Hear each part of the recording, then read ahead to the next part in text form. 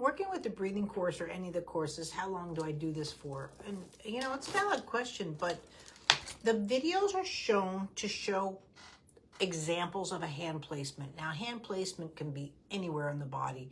I have to show you certain ways of doing it so you see my hands. Like, you know, like, I know I'm going to, like right now, work on my child, let's say like this, and someone's going to say, but my child doesn't sit up, or my child does. I get that. You know, all my videos are, I'd say 98%. If I'm doing it on an adult male, you can do it on a day-old baby, vice versa.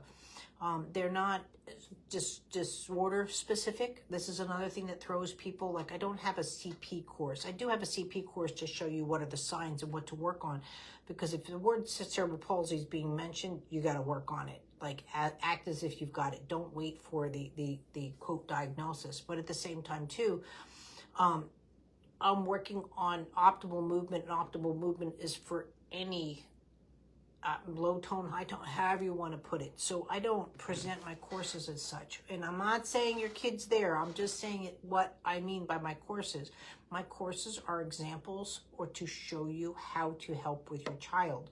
I get it that children move, don't move. So even though I'm showing you the breathing course, let's say lying down, maybe your only way of doing that is when they're sleeping, or again, take the same video and you're doing it in sitting up. You will know when you've done enough. First of all, I could be watching TV right now, and this child could just be sound asleep, just like this in my arms. I'll go for an hour. I'll just stay right here and go for an hour. Now with my touch too, I can work on the pelvis from here. I can work on the other pelvis. I can work down to the ankle. I can work under the shoulder, into the swallow, the suck, you know what I mean? So I can throw my touch, right? That's what makes me me, but that doesn't mean you can't do it. But right now you're just learning just that basics of movement, right? And I'm always doing that, you know, and I could be combining a little bit of hand movements in with this, and just working on underneath the writing skills. You know, this is how you start combining stuff. But I do very few, in a sense, touches. I have my water bowl technique, my holds, my berry hold, my mayonnaise jar kind of thing, you know, all of those kind of things. And hanging technique is a big one I use all the time.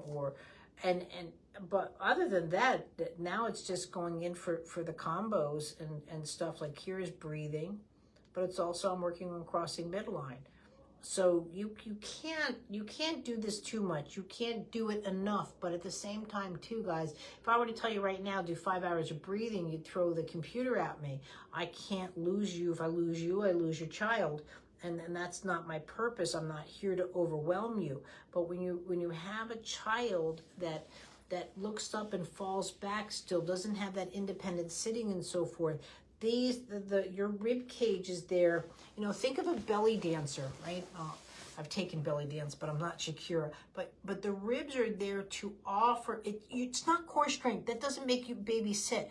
The ribs are there, and so when I go to reach for something, my ribs, just like ice cubes in a glass, will fall into place, and that's what they're there for.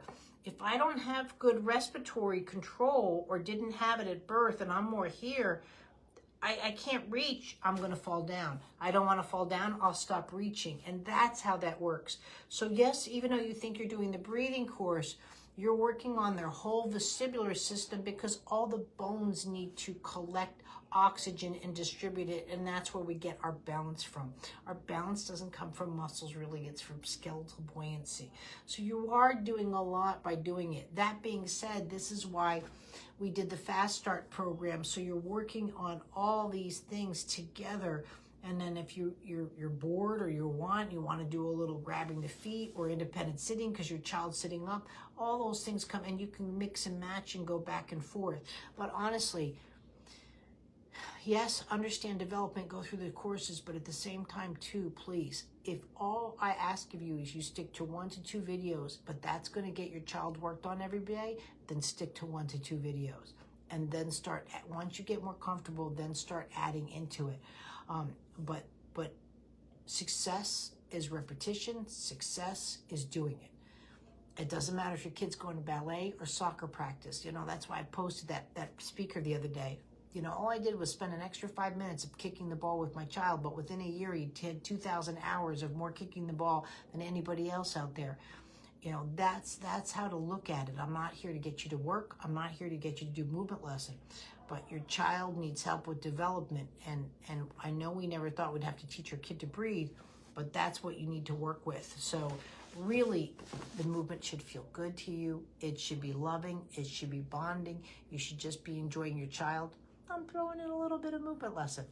And that's where the good stuff comes from. So don't think twice. But if all I'm getting from you is 5 minutes, then do 5 minutes.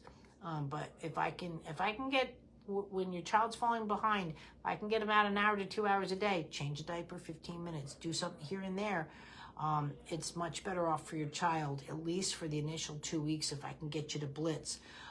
But I'll take what I can get, and the same with your child. But remember, with your child, you know, there's a saying, what do you want, $1 million or a penny every day compounded? Look at movement that way.